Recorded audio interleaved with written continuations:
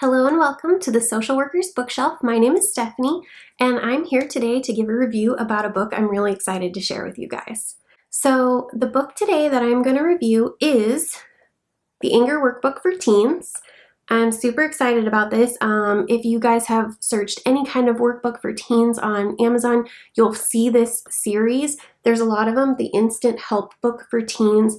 They have a variety of different subjects, so I'm excited to have this one to really dive deep into the anger one to see if you guys like it. So let's get through it. Okay, here's the Anger Workbook for Teens. First of all, here is the table of contents: identifying, understanding anger, anger dynamics, communication skills, handling anger and coping mechanisms, as well as closure. So the first thing I want to throw off right at the bat that I noticed with this book is that the writing is much more manageable chunks, as you can kind of see. They're just little bits of things and then workbooks. So I like that with this. It's not pages upon pages of reading, which, as we know, teens don't always want to do. So I love that aspect of it. So one of the things I want to point out right away is some of these assessments. I love this pre-assessment of what anger is. There is a post-assessment at the end, which is kind of cool to see that difference if anyone picked up anything. Some of the stuff I like is the anger profile, figuring out what anger is to you and how it looks like. Anger log, I really love the breakdown of this. What happened? What was I thinking? What was I feeling? What I did? My consequences, how I handled it, and what I could have done differently. I love that aspect of this. One part I really liked that I used a lot was understanding family patterns, understanding what other people in your family did for anger and how maybe you picked up on some of that, or maybe you did the complete opposite. Something that I know probably a lot of TFCBT people use is identifying where that feeling is on your body. I love this exercise. It's always a good one to do, as well as gauging your anger. That's always a really good activity to do, and I really like it, and I think it's really successful. And I love that they have this awesome little gauge. I really like visual stuff, so I think this gauge is really helpful for me to gauge anger, so I really like that part. Some of the other stuff is this emotions and feelings ring. Just kind of cool thing to have to kind of understand maybe some other emotion words under these: happiness, fear, anger, and sadness. So that's always a nice little visual and one that they can do themselves. Some of the other stuff I wanted to point out was communication.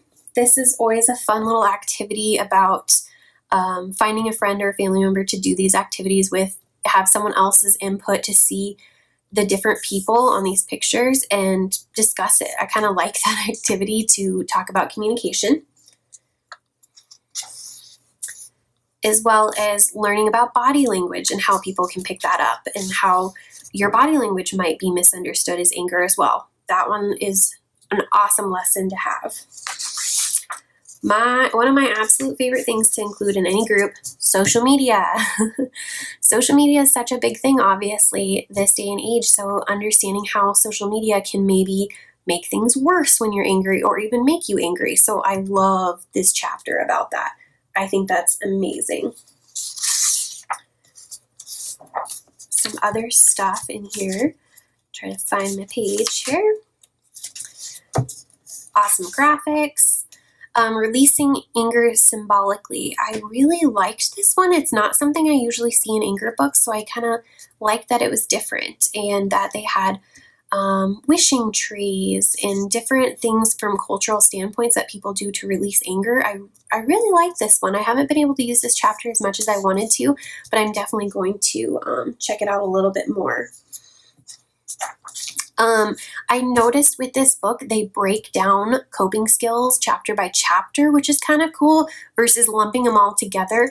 If you went through this book with a teen, you could really break it down. Like mindful escape is one chapter, relaxation is one chapter. You could really break down and explore that coping skill a little bit more versus just here's a whole list of coping skills.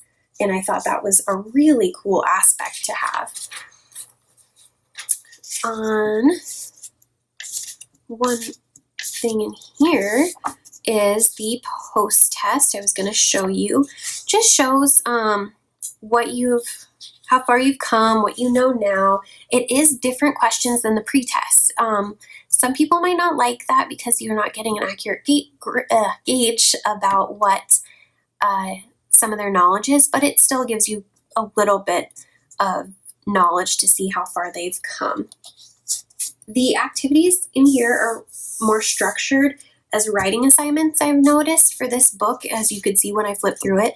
Not so much cutesy little pictures or anything like that. So if cute little pictures of activities are something that you feel your clientele would like better, that you like better, this might not be the best book for you.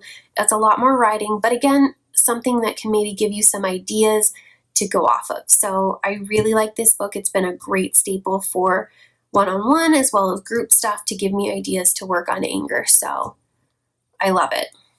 So that's my review of the Anger Workbook for Teens. I love this book. I have been using it a little bit with the teens that I have, as well as implementing some of the ideas and some of the material into my group that I do with teens. I've mainly used it for male teens, but I'm excited and I've been starting to use it individually with some of the female teens that I have. So I overall love this book. I'm really excited to get more of this series in different subjects and see how it works. So let me know in the comments below what you think of this book or if you've used it.